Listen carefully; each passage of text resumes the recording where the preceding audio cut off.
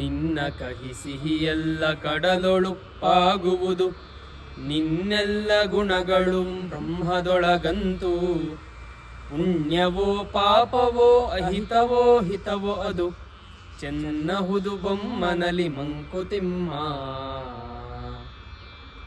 ಈ ಕಡಲಲ್ಲಿರೋ ನೀರು ಆವಿಯಾಗಿ ಮೋಡ ಆಗುತ್ತೆ, ಮೋಡದಿಂದ ಮಳೆಯಾಗುತ್ತೆ, ಮಳೆಯಾಗಿ ಮತ್ತು ನದಿಯಾಗಿ ಹರಿಯುತ್ತೆ, ಮತ್ತೆ ಕಡಲಿಗೆ ಸೇರುತ್ತೆ. ಈ ಒಂದು ಪ್ರೋಸೆಸ್ಸಲ್ಲಿ ಮೋಡದಿಂದ ಮಳೆಯಾಗಿ ಬೀಳುತ್ತಲ್ಲ ನದಿ, ಅದು ತುಂಬ ಶುದ್ಧವಾಗಿರುತ್ತೆ ನೀರು, ಹೌದಲ್ವಾ? ಆದರೆ ಅದು ನದಿಯಾಗಿ ಕಡಲಿಗೆ ಹೋಗಬೇಕಾದ್ರೆ ಬೇರೆ ಬೇರೆ ಭೂಮಿಯ ಗುಣಗಳನ್ನು ಪಡ್ಕೊಳ್ಳುತ್ತೆ, ಬೇರೆ ಬೇರೆ ರುಚಿಗಳನ್ನು ಪಡ್ಕೊಳ್ಳುತ್ತೆ. ಆದರೆ ಒಂದು ಸಲ ಸಮುದ್ರಕ್ಕೆ ಹೋಗಿ ಸೇರಿಬಿಟ್ರೆ ಎಲ್ಲ ನೀರು ಆಗೋದು ಉಪ್ಪೆ. ನದಿ ಇದ್ದಾಗ ಎಷ್ಟು ಸಿಹಿ ಇರುತ್ತೆ, ಆದರೆ ಒಂದು ಸಲ ಸಮುದ್ರಕ್ಕೆ ಸೇರಿಬಿಟ್ರೆ ಅದಾಗೋದು ಉಪ್ಪೆ ಅಂತ. ಅದನ್ನು ಎಷ್ಟು ಚೆನ್ನಾಗಿ ಇಲ್ಲಿ ಈ ಬ್ರಹ್ಮನೇ ಅಥವಾ ಪರಮಾತ್ಮನಿಗೆ ಹೋಲಿಸಿದ್ದಾರೆ ಅಂತಂದರೆ, ಉದಾಹರಣೆಗೆ ಮೋಡಕ್ಕೆ ಮೂಲ ಯಾವುದಪ್ಪ ಅಂದರೆ ಕಡಲು ಅಂತ, ಅಲ್ಲಿಂದ ಆವಿಯಾಗತ್ತೆ ಅಂತ. ಮಳೆಗೆ ಮೂಲ ಯಾವುದು? ಮೋಡ.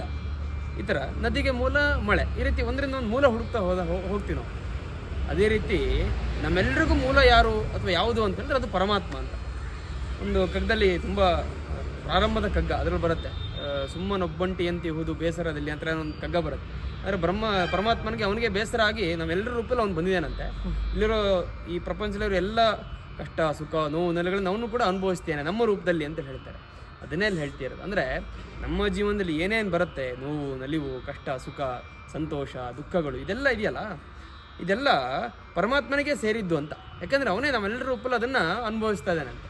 ಸೊ ಎಲ್ಲ ಪರಮಾತ್ಮನಿಗೆ ಸೇರಿದ್ದು ಅಂತಿದ್ದಾಗ ಎಲ್ಲದೂ ಅವನು ಸ್ವೀಕೃತ ಅವನಿಗೆ ಅಂತ. ಅದರಿಂದ ನಾವು ಏನೇ ಬಂದರೂ ಕೂಡ ಇದು ನನ್ನದಲ್ಲ, ಇದೆಲ್ಲ ಅವನದೇ. ಏನೇ ಬಂದರೂ ಅದೆಲ್ಲ ಅವನಿಗೆ ಸಲ್ಲತ್ತೆ. ಏನು ಪಾಪ ಪುಣ್ಯ ಏನು ಬೇಕಾದರೂ ಬರಲಿ, ಎಲ್ಲ ಅವನಿಗೆ ಅನ್ನೋ ಭಾವದಿಂದ ಜೀವನ ಮಾಡಬೇಕು ಅಂತ. ಆಗ ಸುಖವಾಗಿ ಜೀವನ ಮಾಡ್ಬೋದು ಅಂತ ಇಲ್ಲಿ ಹೇಳ್ತಾರೆ. ನಮಸ್ಕಾರಗಳು.